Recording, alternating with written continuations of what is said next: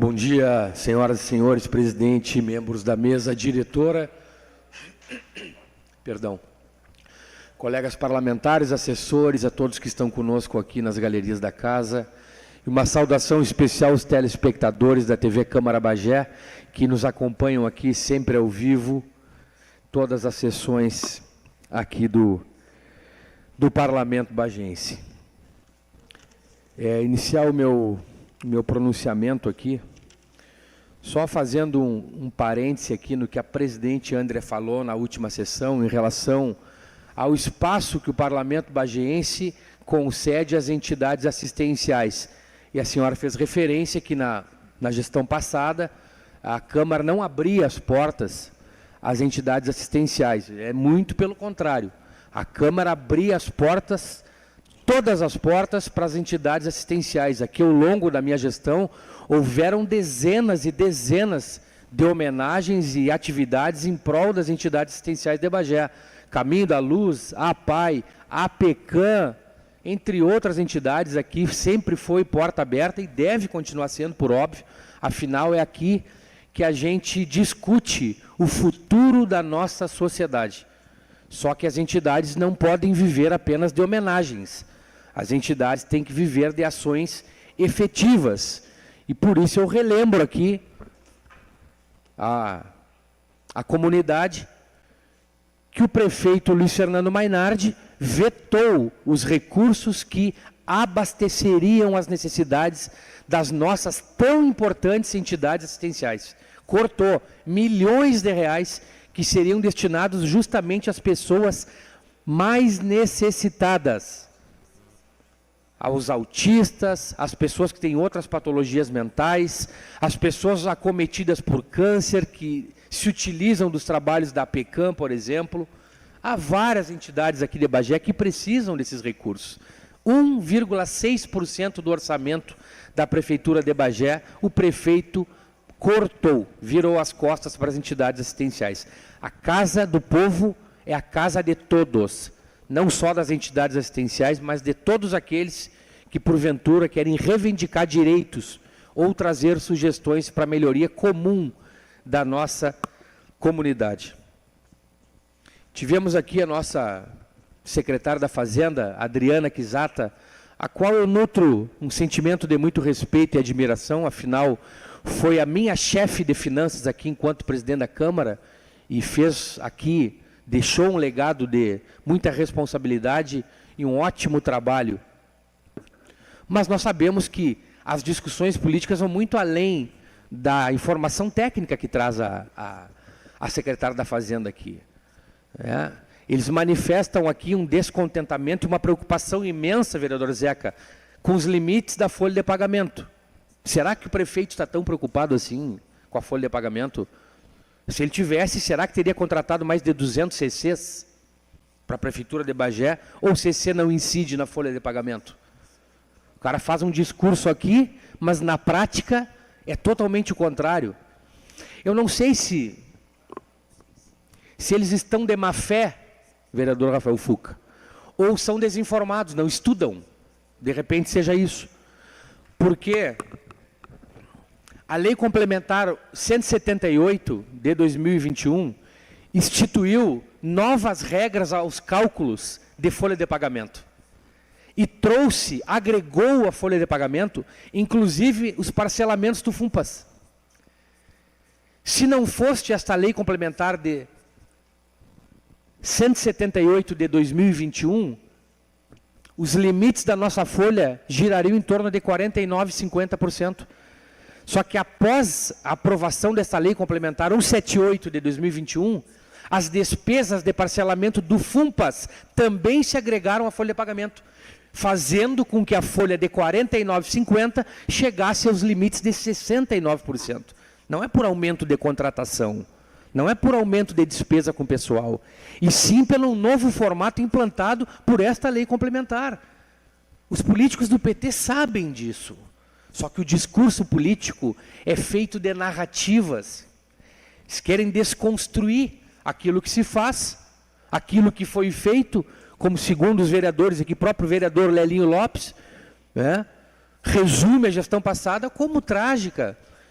Aí eu digo, pergunta aquelas 1.164 pessoas que viviam de aluguel e hoje têm casa própria, se essa gestão foi tão trágica assim. Pergunta, 4 bairros novos foram construídos aqui em Bagé pela gestão passada. 4 bairros. Nenhum governo é feito só de erros, Faustina. Tem que ter humildade para reconhecer os acertos do teu adversário, como nós reconhecemos aqui alguns acertos da gestão do PT, por que não? Do Mainardi ainda não vi, mas de outras gestões eu já vi. Como, por exemplo, do governo federal em trazer o SAMU para todo o Brasil, é um acerto. Trazer as UPAs para todo o Brasil, é um acerto. Investir em educação, é um acerto. Não me diminui reconhecer os acertos do meu adversário. Agora parece que certos vereadores aqui se sentem diminuídos em reconhecer qualquer benfeitoria feita pela gestão passada. Como, por exemplo, a radioterapia, que traz saúde e qualidade de vida às pessoas que precisam desse tipo de tratamento. E não mais se deslocarem para fora de Bagé, terem mais esse desgaste. Governo passado que fez pela nossa comunidade. Prefeito Divaldo, presidente Bolsonaro, que reiniciou a obra da barragem, que hoje está a todo vapor, com o Exército Brasileiro. Obra essa que estava embargada desde o governo do PT, pela Polícia Federal, por escândalos de corrupção. E aí eles não falam aqui. Polícia Federal embargou a obra do PT. Lembram do áudio do então presidente, diretor do DAEB, Kivo Pareira? O áudio interceptado pela PF, ligando para o representante da empresa. Não esquece do meu! Mas que conversa é essa? Deixa vocês virem aqui falar em honestidade. Quem defende o Lula falar em honestidade, o senhor votou no Lula. Não tem como falar em honestidade aqui. O Lula é o maior bandido dessa república. Foi condenado em 3 instâncias e até hoje não foi absolvido por ninguém. Tornaram nulos processos, apenas isso. Manobra judicial por questões de competência. Mas jamais, até hoje, o Lula foi absolvido. O Lula não foi absolvido de nada. Foi condenado com direito à defesa e contraditório, em 3 instâncias, por mais de 20 juízes federais. Eu acho contraditório, respeito as opiniões, mas quem defende o agro não tem como se associar ao Lula. O Lula apoia o MST, e o MST é a maior preocupação que os homens do campo têm. Uma das principais preocupações. Não só o MST, mas outras tantas. E nós sabemos que este movimento nasce, tem berço no Partido dos Trabalhadores.